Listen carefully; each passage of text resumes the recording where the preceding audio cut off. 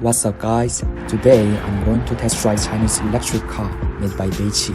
Beiqi cars are being built in collaboration with Benz and Hyundai. But Beiqi's gasoline cars are rarely seen on the road except for the electric car, which I think is because they are cheaper than brands like BYD. So let's see what this car can show us.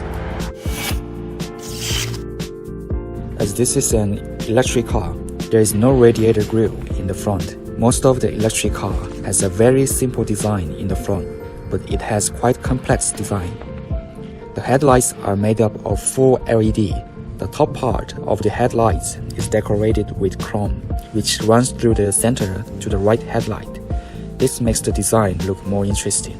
And there's a fast charging door under the center of the chrome panel, and it has written Beijing on it. To be honest, I think this looks much better than Beijing brand logo.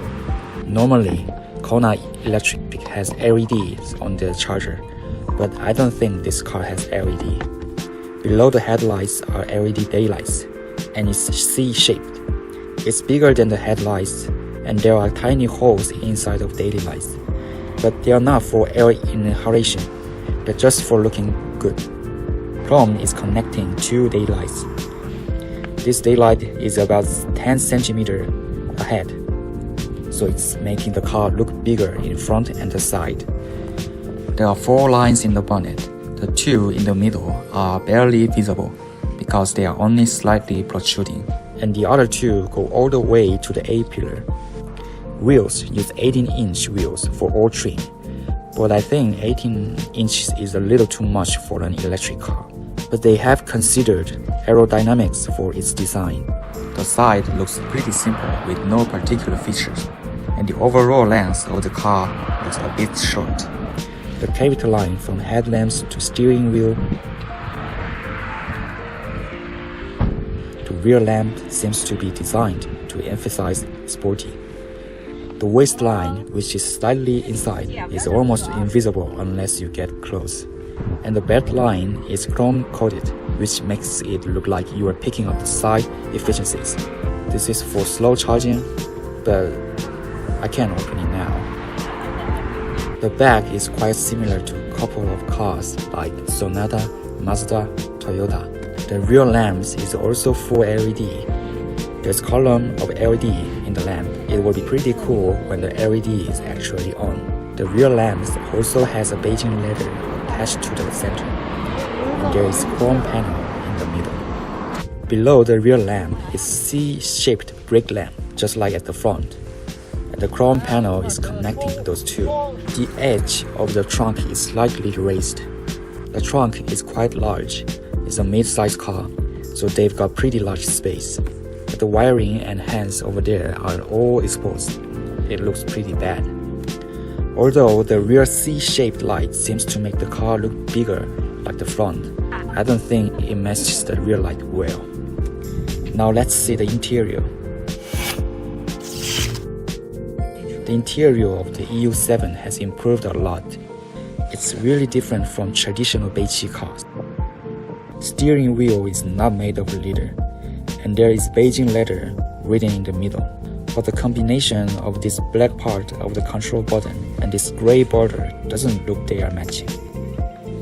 The instrument cluster uses 12.3 inches screen for all trims. Normally, only higher than medium trim uses a full digital instrument cluster in China. Center fascia monitor are also 12.3 inches. Now most of the Chinese cars seems to be using this kind of big monitor, but I think this system is really slow. UI's design is quite simple, which I like it, but touch and screen response rates are much slower than other companies' cars. Most of the interior is made of plastic. Soft material is used on top of dashboard and also on instrument cluster. The rest is all plastic, but the touch isn't very good. Engine start button is located right next to the steering wheel. I think most of the Chinese cars has been very considered about the door trim design. This is a wireless charger, and this is USB port and 12-volt power.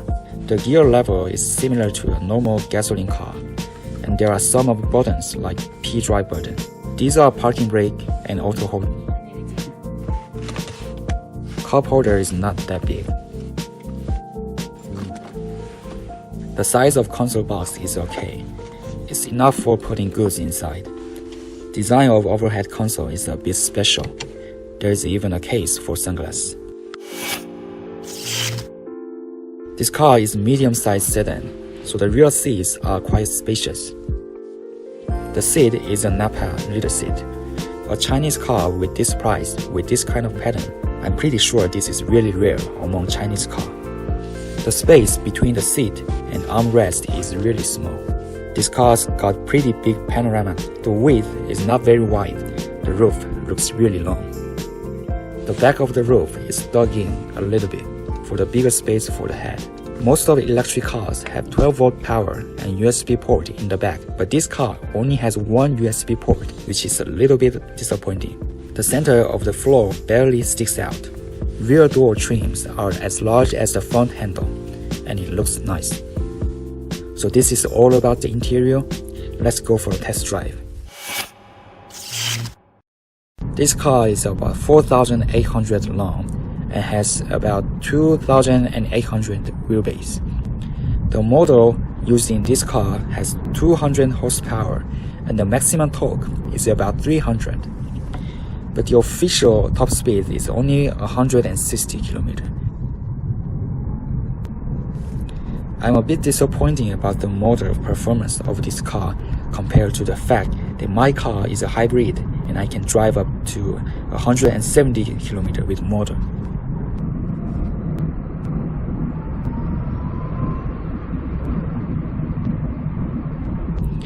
Every electric car has a virtual engine sound when you drive with low speed. And this car's virtual engine sound is almost the same as Hyundai's Kona EV. And I personally love this kind of virtual engine sound.